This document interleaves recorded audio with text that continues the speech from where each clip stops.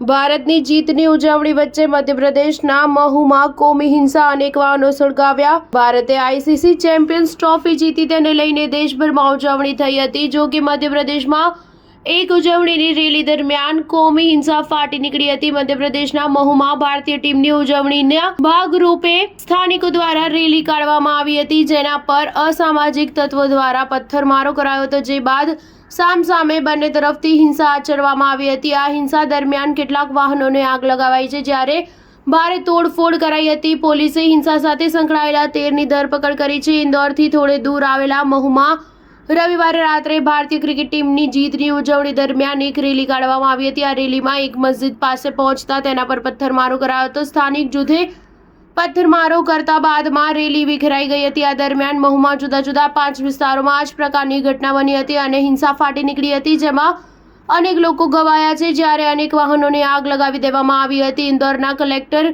આશિષ સિંહના જણાવ્યા અનુસાર હિંસા દરમિયાન 3 કાર અને અનેક બાઇક સળગાવાયા હતા।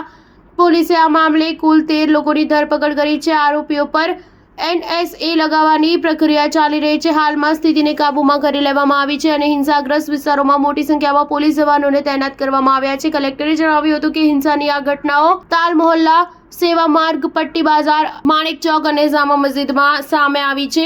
કલેક્ટર આશિષ સિંહે વધુમાં કહ્યું હતું કે હિંસાની સૌથી પહેલી ઘટના જામા મસ્જિદ વિસ્તારમાં સામે આવી હતી। ક્રિકેટમાં ભારતીય ટીમની જીતની ઉજવણીના ભાગરૂપે મોટી સંખ્યામાં લોકોએ રેલી કાઢી હતી। તેઓ ફટાકડા પણ ફોડી રહ્યા હતા। જામા મસ્જિદ વિસ્તારમાં જ્યારે તેઓ ફટાકડા ફોડી રહ્યા હતા ત્યારે કેટલાક તેમને અટકાવ્યા બાદ બંને જૂથ વચ્ચે બોલાચાલી થઈ હતી અને તે હિંસામાં ફેરવાઈ ગઈ હતી। હિંસાની આ ઘટના ઇન્દોરથી 25 કિલોમીટર દૂર આવેલા મહુમાં સામે આવી છે। હાલમાં સીસીટીવી કેમેરા તેમજ લોકો દ્વારા મોબાઈલમાં લેવાયેલો વિડીયો અને તસવીરોના આધારે હિંસામાં સામેલ અન્ય આરોપીઓની શોધખોળ ચાલી રહી છે। સ્ટાર ન્યૂઝ 7 હંમેશા સચ્ચાઈની સાથે।